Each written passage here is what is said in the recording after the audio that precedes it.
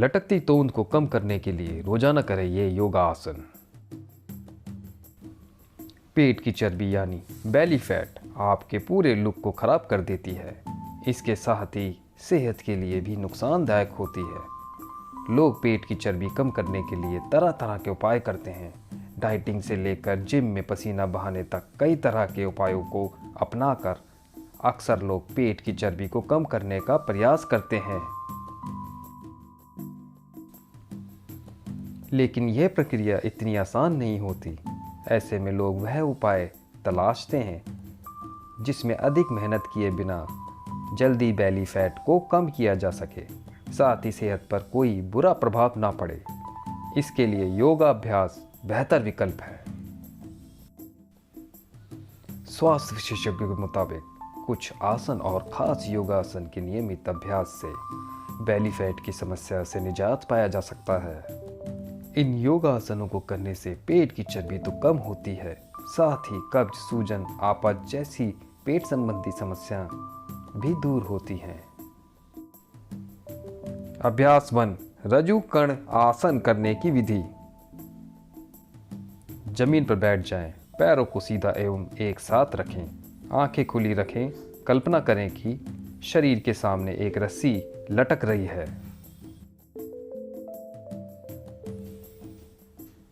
श्वास अंदर लेते हुए दाहिना हाथ उठाकर लटकती हुई रस्सी को जितनी ऊंचाई से संभव हो पकड़ें। कोहनी को सीधा रखें, ऊपर की ओर देखें। श्वास छोड़ते हुए दाहिनी भुजा को नीचे लाएं और ऐसा अनुभव करें कि आप रस्सी को पूरे बल के साथ नीचे खींच रहे हैं। दृष्टि को हाथ की गति के साथ धीरे धीरे नीचे लाएं। 5 से 10 चक्र अभ्यास करें। श्वसन, भुजा को ऊपर उठाते समय श्वास लें, भुजा नीचे लाते समय श्वास छोड़ें। सजगता, श्वास गति और पीठ के ऊपरी भाग एवं स्कंध पेशियों के खिंचाव पर। लाभ, यह आसन स्कंध संधियों को लचीला बनाता है और पीठ के ऊपरी भाग की पेशियों में खिंचाव उत्पन्न करता है। यह वक्ष को सुदृढ़ बनाता और वक्ष के पेशियों को पुष्ट करता है। अभ्यास 2, गत्यात्मक मेरु वर्क आसन करने की विधि। दोनों पैरों को फैलाकर जमीन पर बैठ जाएं। पैरों को जितना संभव हो एक दूसरे से दूर रखें। घुटनों को ना मोड़ें, भुजाओं को कंधों के समांतर फैलाएं। भुजाओं को सीधा रखते हुए बाईं ओर मुड़ें और दाहिने हाथ को बाएं पैर के अंगूठे के पास लाएं। जैसे जैसे धड़ बाईं ओर मुड़ता है, बाईं भुजा को सीधा रखते हुए पीठ के पीछे तानें। दोनों भुजाओं को एक सीध में रखें। सिर को बाएं मोड़ें और तने हुए हाथ को देखें। फिर बाईं ओर मुड़ें और बाएं हाथ को दाहिने पैर के अंगूठे के पास लाएं।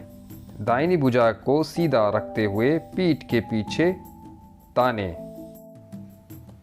सिर को दाहिने ओर मोड़ें और तने हुए दाहिने हाथ को देखें। यह एक चक्र हुआ। 10 से 20 चक्र अभ्यास करें। धीरे धीरे आरंभ करें और क्रमशः गति बढ़ाएं। अंतिम स्थिति में धीरे धीरे गहरी श्वास लें। शरीर को बीच में लाते समय श्वास लें और पैर सीधा करते समय श्वास छोड़ें। श्वसन, उदर पर दबाव डालने के लिए मुड़ते समय श्वास लें और सामने की ओर लौटते समय श्वास छोड़ें। मेरुदंड को अधिक से अधिक आकुंचन प्रदान करने के लिए मुड़ते समय श्वास छोड़ें और सामने की ओर लौटते समय श्वास लें। सजगता, श्वास मुड़ने की गति और मेरुदंड की कोशिकाओं एवं पेशियों पर पड़ने वाले प्रभाव पर। सीमाएं, पीठ के रोगों से ग्रस्त लोगों को यह आसन नहीं करना चाहिए। लाभ, यह आसन कोशिकाओं को शिथिल और पीठ के कड़ेपन को दूर करता है। अभ्यास 3, चक्की चालन आसन करने की विधि। चरण 1, पैरों को सामने फैलाकर बैठ जाएं। उनके बीच लगभग 1 फुट की दूरी रखें। दोनों हाथों की उंगलियों को आपस में फंसाकर भुजाओं को वक्ष में सामने फैला दें। पूरे अभ्यास के दौरान भुजाएं सीधी और भूमि के समांतर रहे। कोहनियों को नहीं मोड़ें। जितना संभव हो आगे की ओर झुकें। कल्पना करें कि आप पुराने ढंग की चक्की चला रहे हैं। दाहिनी ओर घूमें ताकि दोनों हाथ दाहिने पैर के अंगूठे के ऊपर से होते हुए अधिक से अधिक दाहिनी ओर जा सके। पीछे की ओर जाते समय जितना संभव हो पीछे झुकें। शरीर को कमर से गति देने का प्रयास करें। पुनः आगे की ओर झुकते समय भुजाओं और हाथों को बाएं पैर की उंगलियों के ऊपर से घुमाते हुए सीधे बैठने की स्थिति में वापस आएं। एक बार घुमाने से एक चक्र पूरा होगा। 5 से 10 बार दाईं ओर से बाईं ओर और फिर उतनी ही बार विपरीत दिशा में अभ्यास करें।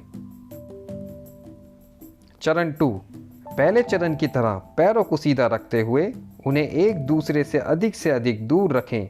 दोनों पंजों के ऊपर से होते हुए बड़े से बड़ा वृत्त बनाएं। पुनः आगे की ओर झुकते समय हाथों को पैरों की उंगलियों के ऊपर से ले जाने का प्रयास करें और पीछे की ओर जाते समय अधिक से अधिक पीछे जाने का प्रयास करें। प्रत्येक दिशा में 10 बार अभ्यास करें। श्वसन, पीछे की ओर जाते समय श्वास लें। आगे की ओर झुकते समय श्वास छोड़ें। श्वसन, पीछे की ओर जाते समय श्वास लें। आगे की ओर झुकते समय श्वास छोड़ें। सजगता, श्वास गति पीठ के नीचे भाग, नितंब और शोणी प्रदेश पर।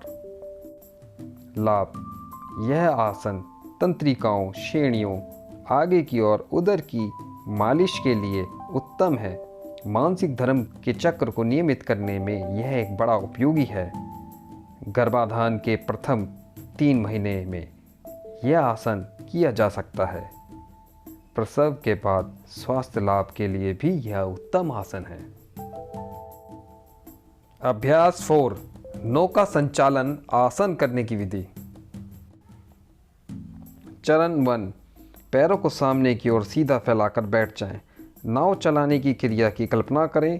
हथेलियों को जमीन की ओर रखते हुए हाथों को ऐसे कसें जैसे पतवारों को पकड़ रहे हों। चरण 2, प्रथम चरण की स्थिति में बैठे रहते हुए पैरों को फैला दें और उनके बीच लगभग 1 मीटर की दूरी रखें। पूरे अभ्यास के दौरान पैरों को सीधा रखें। चरण की प्रक्रिया को दोहराएं। सर्वप्रथम दाहिने पैर पर नौका संचालन करें, फिर बाएं पैर पर और उसके बाद दोनों पैरों के बीच के स्थान पर। श्वसन, पीछे की ओर जाते समय श्वास लें। आगे की ओर आते समय श्वास छोड़ें। सजगता, श्वास गति और पीठ के निचले भाग तथा शोणी प्रदेश पर। लाभ, इस आसन का प्रत्यक्ष प्रभाव शोणी और उदर पर पड़ता है। यह इन क्षेत्रों की ऊर्जा अवरोधों को दूर करता है। स्त्री रोगों में विशेष लाभदायक तथा प्रसवोत्तर काल में स्वास्थ्य लाभ के लिए उत्तम है। यह कब्ज भी दूर करता है।